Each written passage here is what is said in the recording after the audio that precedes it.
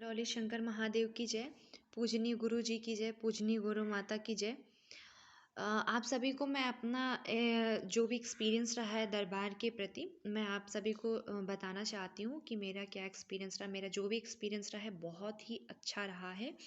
तो मैं आप सभी को सजेस्ट करना चाहूँगी कि जो भी परेशान है वो दरबार ज़रूर जाए।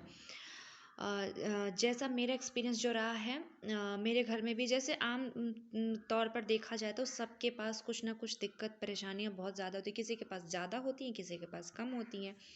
मेरे पास भी बहुत ज़्यादा परेशानी होती है और बहुत ज़्यादा परेशानियाँ थी। जैसा कि मेरे घर में सितंबर 2022 में अकाल मृत्यु हुई थी।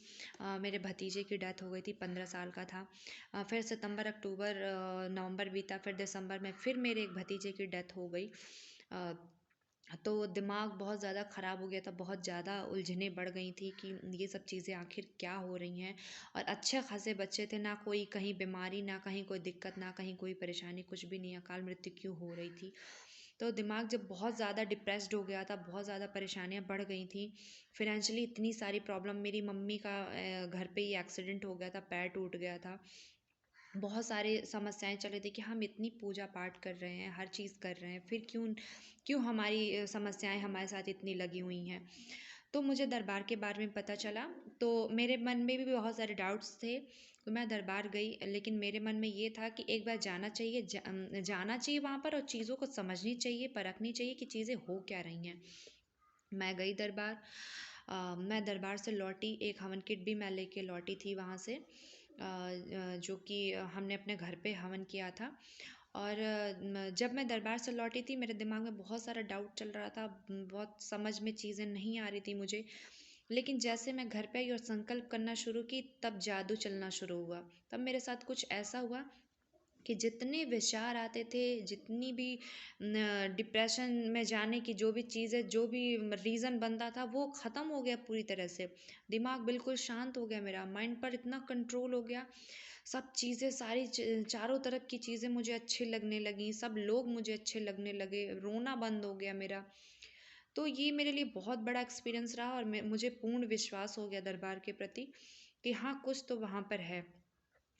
तो फिर मेरे पास फाइनेंशियली प्रॉब्लम इतनी ज़्यादा थी कि मैं हवन पूरे नहीं कर सकती थी। और वहाँ पर 3 विधियाँ हैं, जैसा कि गुरुजी बताते हैं कि जिसके पास पैसे की दिक्कत है वो नमन की प्रक्रिया कर सकता है, जिसके पास पैसे हैं वो हवन कर सकता है, जिसके पास बहुत ज़्यादा प्रॉब्लम है और एबिलिटी है कि वो वनडे कर सकता है, तो वो वनडे भी कर सकता है। लेकिन मुझे नमन प्रक्रिया के बारे में मुझे बिल्कुल नहीं पता था।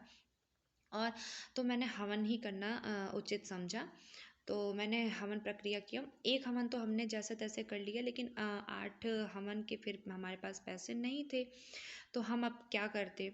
फिर किसी तरह से हमारे 5 हवन और हुए, 6 हवन टोटल हमारा हो गया था। 7वां हवन करने के लिए मैं दरबार पहुंची थी और माँ बाबा से घर से प्रार्थना करके संकल्प करके गई थी कि माँ बाबा, मेरे पास बिल्कुल भी पैसे नहीं हैं, आप लोग मेरा हवन करवाइए, जैसे जहाँ से हो आप लोग करवाइए, आप देखिए। क्योंकि मेरे पास तो बिल्कुल भी मेरी स्थिति नहीं है और मैं दरबार की प्रक्रिया पूरी भी करना चाहती हूँ। तो आप लोग मेरी मदद कीजिए, मैं प्रक्रिया पूरी तरह से करूँगी। अचानक से वहाँ पर दरबार में मुझे एक अनजान व्यक्ति मिलते हैं और उन्होंने मेरे से ऐसे नॉर्मली बात की, वहाँ दरबार के बारे में, मेरे बारे में, कुछ पढ़ाई लिखाई के बारे में पूछा। उन्होंने मेरे से पूछा कि आपका ये कौन सा हवन हो रहा है। हमने कहा 7वां हवन हो रहा है। बोला उन्होंने कि आपका 8वां और 9वां हवन कब होगा। हमने कहा कि मुझे नहीं पता है। बस इतना ही मैंने कहा था। मैंने किसी से मदद नहीं मांगी थी, 1 रुपए की मैंने किसी से मदद नहीं मांगी थी मुंह खोल के कि आप मुझे पैसे दो, और ये पूरी तरह से सत्य है। तो उन्होंने कहा था कि ठीक है, मैं आपका 8वां हवन करवा देता हूँ। मुझे थोड़ी चीज़ें अनबिलीवेबल लगी, लेकिन ये सत्य था पूरी तरह से। मुझे जब तक उन्होंने मेरी हेल्प कर नहीं दी, तब तक मुझे डाउट रहा कि अरे ऐसे कैसे कोई किसी की हेल्प कर सकता है। लेकिन उन्होंने हमारी हेल्प की, बहुत ज़्यादा हेल्प की। किसी ने मुझे यंत्र के पैसे दिए, किसी ने मुझे हवन किट दिया और किसी ने मुझे हवन के लिए पैसे दिए थे। तो इस तरह से मेरे 9 हवन मैं करके आई थी और मैं सिर्फ एक एक दिन के लिए गई थी और सिर्फ 7वां हवन करने के लिए गई थी। और मैं 9 हवन वहाँ पर करके 3 हवन करके और मैं ब्लैक मैजिक और स्मृति चिकित्सा जो प्रक्रिया होती है मैं वहाँ से करके फिर अपने घर आई थी। फिर 2 दिन बाद फिर पता नहीं कैसे मेरा स्थिति मेरी बन गई कि मुझे फिर से जाना चाहिए और मैं मम्मी को अपने लेके गई थी अमावस्या अटेंड कराने के लिए। मेरी मम्मी को काफ़ी हद तक आराम है। डॉक्टर ने उनको मना कर दिया था पूरी तरह से कि अब आप कभी ठीक नहीं हो पाएंगी। उन्होंने बोला कि अब ज़िंदगी भर दवा चलेगी, लेकिन मेरी मम्मी को अब चलने फिरने में आराम है, काफ़ी हद तक आराम है और मुझे पूर्ण विश्वास है कि सब कुछ अब पूरी तरह से सही हो जाएगा। जब इतनी चीज़ें सही हो सकती हैं तो आगे क्यों नहीं होगा, बिल्कुल। तो इसलिए जिसको भी दरबार के प्रति कोई डाउट है या फिर कोई इस तरह का किसी को भी किसी प्रकार की बातें पूछनी है, जाननी है, संदेह है, तो बिल्कुल संदेह करें, क्योंकि संदेह जब तक नहीं होगा तब तक हम सही दिशा, सही चीज़ों को पकड़ भी नहीं पाएंगे। तो हमें संदेह करना है, लेकिन अच्छी चीज़ें जानने के लिए संदेह करना है, जैसा कि मेरे साथ हुआ था। तो मेरा यही एक्सपीरियंस रहा है, मेरा बहुत अच्छा एक्सपीरियंस रहा है। मेरे साथ मैं सुनती थी लोगों के द्वारा कि ऐसी-ऐसी चीज़ें वहाँ पर होती हैं, पर मेरे साथ खुद हुई हैं और मैं सत्य बता रही हूँ पूर्ण रूप से। और वहाँ पर इतने अच्छे लोग मिले, इतने अच्छे-अच्छे लोग मिले हैं कि मैं क्या मेरे पास शब्द ही नहीं है कहने के लिए। और गुरु जी की जो ज्ञान चर्चा होती है, गुरु जी की जो बातें होती हैं, कितनी कितनी अद्भुत बातें होती हैं कि इतने इतने कम समय में हमारे पास इतनी व्यस्तता होने के बावजूद भी गुरुजी हमें इतनी इतनी अच्छी अच्छी चीज़ें बता देते हैं, जो कि मतलब हम कुछ पढ़े बिना कुछ जाने हम समझ सकते हैं और कर सकते हैं। अब अगर जीवन में आपको आगे बढ़ना है तो आपको उस दरबार में जाना ही चाहिए, बिल्कुल जाना चाहिए, क्योंकि वो दरबार ऐसा है, जब सारे रास्ते बंद तो फिर वो दरबार ही हमारे लिए, वहाँ से रास्ता शुरू होता है। जब हमारे पास सारे ऑप्शन ख़त्म हो जाते हैं, सारे रास्ते बंद हो जाते हैं, तो दरबार से हमारी शुरुआत होती है। तो मेरा बहुत अच्छा एक्सपीरियंस रहा है और आगे की भी जो मेरी प्रक्रिया है वो मैं अब बहुत जल्दी पूरी कर लूँगी। बस ये है कि आप जिसको भी कोई दिक्कत परेशानी है वो बिल्कुल दरबार जाए, बिना बिना किसी सवाल के जाए वहाँ पर।